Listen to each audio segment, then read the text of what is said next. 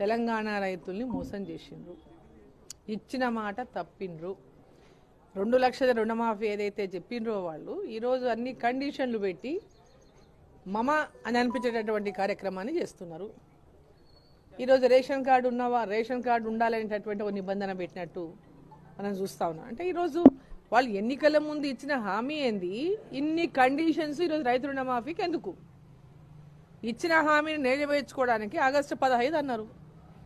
August 15 రోజు లోపల ఇన్ని కండిషన్లు పెట్టి దాన్ని మొత్తం ఎన్ని తక్కువ అయితే, ఎంతమంది రైతులను తక్కువ చేస్తే, ఎన్ని ఎకరాలు తగ్గిస్తే అంతటటువంటి తగ్గించుకునేటటువంటి ప్రయత్నాన్ని చేస్తున్నారు తప్ప ఈరోజు ఇన్ని నియోజకవర్గాలు తిరిగి జిల్లా తిరిగి రైతుల యొక్క సమావేశాలు ఏర్పాటు చేసి సూచనలు సలహాలు, మరి హామీ ఇచ్చే ముందు కూడా అటువంటి సలహాలు సూచనలు తీసుకోవాల్సి ఉండే. వీళ్ళు ఏనాడైతే హామీ ఇచ్చిండ్రో ఎలక్షన్ల ముందు వరంగల్లో ఏదైతే వాళ్ళు రైతుల కోసం ఆనాడు డిక్లరేషన్ అని చెప్పి చేసిండ్రో, మరి ఆ రోజు ఎందుకు వీళ్ళు అందరి యొక్క అభిప్రాయం తీసుకొని ఒక మీటింగ్ ఏర్పాటు చేసి దీన్ని అనౌన్స్ చేయలేదు?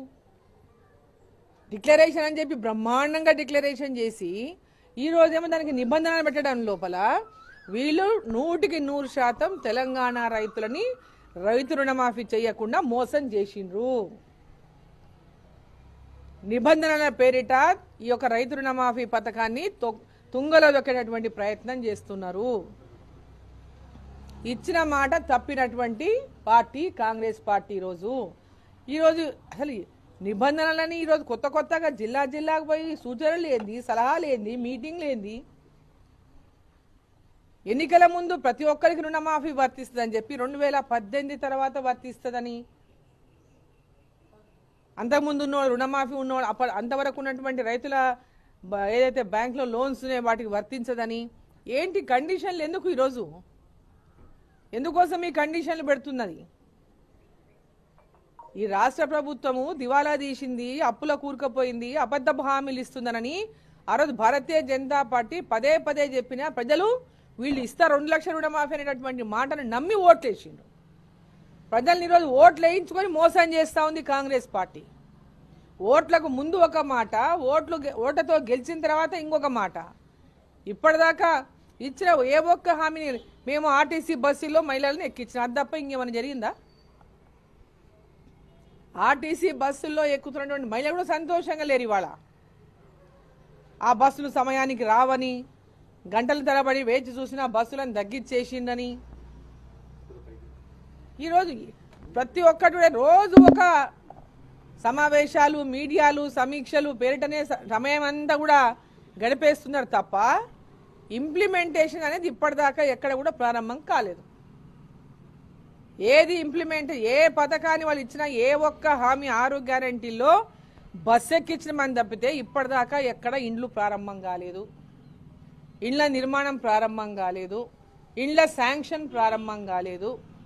వాటికి నియమ నిబంధనలు ఇప్పటిదాకా ఇంకా తయారు చేస్తూనే ఉన్నారు. నియోజకవర్గానికి ఇన్ని వేల ఇండ్లు అనేటటువంటి మాటకే పరిమితమవుతున్నారు తప్ప ఎక్కడ కూడా ఇప్పటిదాకా వాళ్ళు ఇచ్చినటువంటి హామీలో ఏ ఒక్క హామీని, ఈరోజు 2000 రూపాయల పెన్షన్ 4000 అన్నారు. ఇప్పటిదాకా 4000 పెన్షన్ పైన కూడా పూర్తిగా ఈ ప్రభుత్వం ఎక్కడ అమలు చేసినటువంటి పరిస్థితి లేదు. ఇట్లా కేవలం మాటల గారడీతోనే ఈరోజు ప్రజల్ని రేవంత్ రెడ్డి గారు, ఈరోజు ఉన్నట్టు కాంగ్రెస్ ప్రభుత్వము తెలంగాణ ప్రజల్ని మోసం చేస్తూ ఉంది. ఇచ్చిన మాట నిలబెట్టుకోవాలి. ఆ రోజు ఏదైతే 2 లక్షల రుణమాఫీ అనేటటువంటి మాట చెప్పి ఓట్లు వేయించుకున్నారో, ప్రతి రైతుకు అనేటటువంటి మాట మాట్లాడినరో, ఆ రోజు భారతీయ జనతా పార్టీ పక్కాగా చెప్పింది రైతులకు ఏ విధంగా రుణమాఫీ చేస్తామనేటటువంటి విషయంలో కానీ, అదేవిధంగా వాళ్లకు ధాన్యం విషయంలో, వారికి బోనస్ విషయంలో కానీ, గిట్టుబాటు ధర విషయం ఒక స్పష్టమైనటువంటి హామీ ఇచ్చినాం. వీళ్ళంతా ఏదైనా మొత్తం ఓట్ల కోసమే హామీలు ఇచ్చినటువంటి party Congress party, TRS party అన్నాడు. ఓట్ల కోసమే అనేకమైనటువంటి అడ్డగోలుగా హామీలు ఇచ్చి ప్రజలతో ఓట్లు వేయించుకొని అధికారంలోకి వచ్చి ఈరోజు నిబంధనలు అనుకుంటా, తాత్సారం చేసుకుంటా, సమయాన్ని వృధా చేసుకుంటా, ఇప్పటికే రైతులకు వర్షాలు పడుతున్నాయి, ఈ పాటికే రుణమాఫీ అయిపోవాలి, రైతులకు కొత్తగా 15,000 రూపాయలు ఇవ్వాలి. ఇప్పటిదాకా వాటికి ఎక్కడ కూడా ప్రారంభం కాలేదు. ఇంకా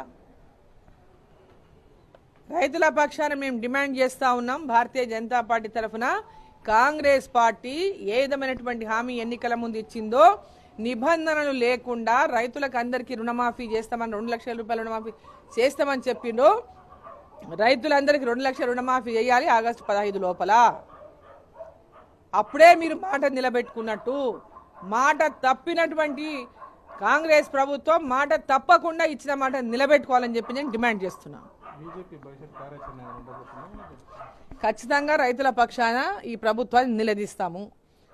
ఈ రేషన్ కార్డులు అనుకుంటా ఆ నిబంధన ఈ నిబంధన పెట్టి ఎంతమంది రైతులను రుణమాఫీ నుంచి తప్పించాలనేటటువంటి ప్రయత్నమే చేస్తుంది ఈ ప్రభుత్వం.